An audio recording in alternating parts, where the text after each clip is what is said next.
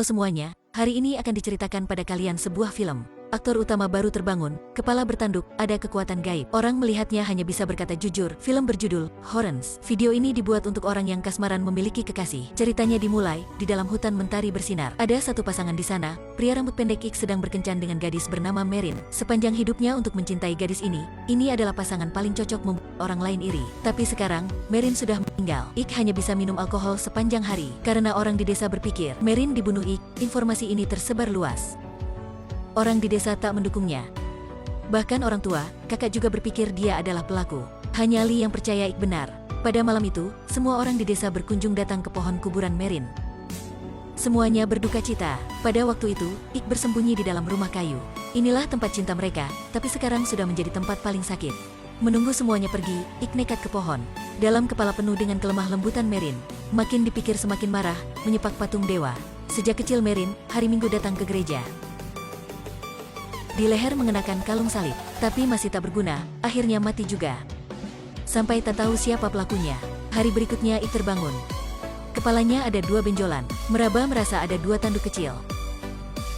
Dia segera ke rumah sakit. Kenapa kepala bertanduk kambing? Mungkinkah karena menyepak patung? Jadi inilah akibatnya. Di rumah sakit ada sepasang ibu dan anak karena sang ibu tak bisa menahan jadi curhat pada Ik. Dia ingin meninggalkan anak, bercerai dengan suami. Setelah itu hidup dengan pelatih golf. Ketika mengisi formula untuk sang ibu itu, wanita itu berkata jujur.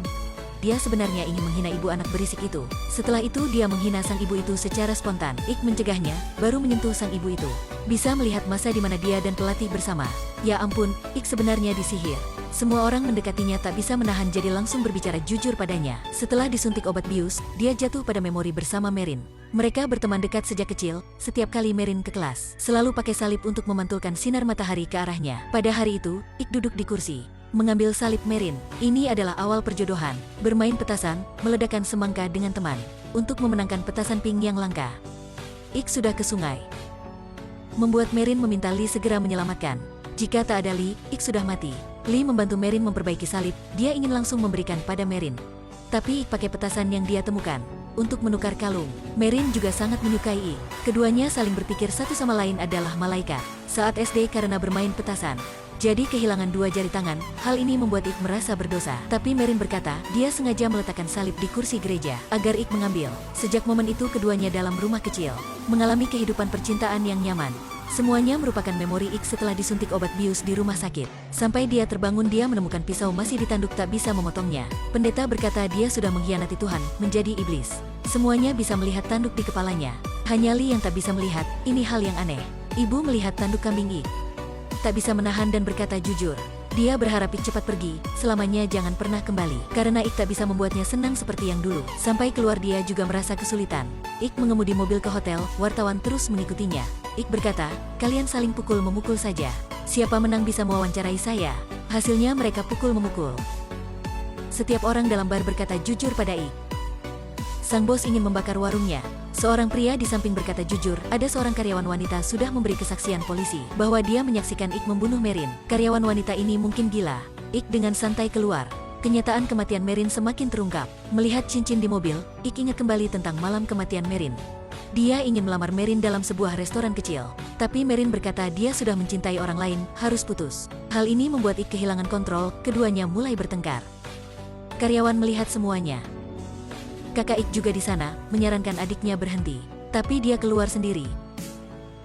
Tak disangka pagi berikutnya polisi menemuinya, berkata Merin sudah mati. Ik menemui karyawan itu untuk menjelaskan, kenapa memberikan kesaksian palsu. Orang itu menjawab jujur, dia ingin terkenal sampai sukses. Jika dia memberi kesaksian dia akan menjadi terkenal. Di bawah interogasi kekerasan, dia mencekik kakaknya jadi tahu segalanya. Ternyata setelah Merin putus Ik, dia sudah menangis sangat kecewa. Meskipun si kakak minum alkohol tapi masih mengantar Merin ke dan menunjukkan simpati pada Merin. Tapi Merin turun dari mobil sendiri ke arah hutan. Si kakak hanya bisa menunggu di dalam mobil. Setelah dia bangun pada keesokan paginya, dia melihat dalam mobil ada batu dengan darah. Dia ke rumah kecil dalam hutan, langsung melihat Merin mati di sana. Si kakak waktu itu sangat takut, cepat melempar batu ke sungai. Setelah itu, kebetulan Ik tahu Lee menyembunyikan kalung salib Merin. Ik curiga karena Merin di samping Lee. Jadi putus padanya. Sejak kecil Lee sangat suka Merin. Hanya karena Ik lebih cepat, Ik menemui orang tua Merin untuk mencari bukti ayah Merin siap menembaknya. Istrinya sudah meninggal karena kanker. Anak perempuan adalah kerabat satu-satunya. tak bisa menemukan petunjuk, Ik segera menabrakkan tanduk pada tanah. Sekelompok ular berbisa muncul di sini, merangkak ke badannya. Sekarang dia berwujud iblis. Ular berbisa merangkak di badan dan menaati perintahnya. Pertama Ik mengundang ular memakan daging karyawan wanita. Berikutnya mencari kakak yang sengaja menyembunyikan penjelasan. Dia tahu adiknya bukan pembunuh, tapi takut masuk ke dalam masalah. Jadi tak mengungkapkan kebenaran. Dalam hati si kakak menerima hukuman Ik bertemu Lee di tepi sungai. Bertanya padanya apa hubungannya dengan Merin. Sampai Ik melepaskan kalung salib di leher Lee baru melihat tanduk jelas di kepalanya. Tak bisa mengontrol dan berkata jujur. Pada saat masalah terjadi, Merin berkata pada Lee di tepi sungai. Dia tak ingin di samping Ik lagi, saat malam harus ke tempat makan. Kenapa Merin berkata hal ini padanya? Lee merasa peluang sudah didapatkan. Pada malam itu, Ik dan Merin sebenarnya pergi dalam pertengkaran. Lee menunggu di luar restoran. Menunggu setelah si kakak menjemput Merin. Lee mengikuti mereka ke hutan, menemukan Merin. Dia pikir Merin dan Ik putus karenanya. Dia ingin memiliki Merin, tapi dalam hati Merin hanya ada Ik, meskipun masa lalu atau masa depan. Lee berpikir bahwa setelah beberapa tahun cintanya tak terbalas, tapi tak terduga hanya dirinya terlintas. Air hujan dingin sebagai pisau membunuh cintanya. Dalam amarah dia pakai batu memukul Merin, membunuhnya. Setelah itu melempar batu ke dalam mobil kakak Ik untuk membuang dosanya. Ik tahu kebenaran dan merasa kesal. Lee saat itu sempat melarikan diri. Dia pegang tali besai memukul Ik membuat Ik merangkak di tanah, dan lemparnya masuk mobil lalu mengisi bensin, membakar semuanya. Pada kondisi darurat, Ik menyalakan mobil, menuju ke sungai. Di berita TV, Ik telah bunuh diri karena menghindari hukuman. Sekeluarga berduka cita, hanya si kakak tahu Ik benar. Untungnya Ik sudah menjadi wujud iblis. Dia tak mati bahkan keluar dari sungai. Langsung menemui ayah Merin. Akhirnya ayah tahu, Ik bukan pembunuh. Dia memberikan Ik kunci yang tersisa yang disukai Merin. Tapi Ik ingin mengembalikan kalung Merin pada ayah.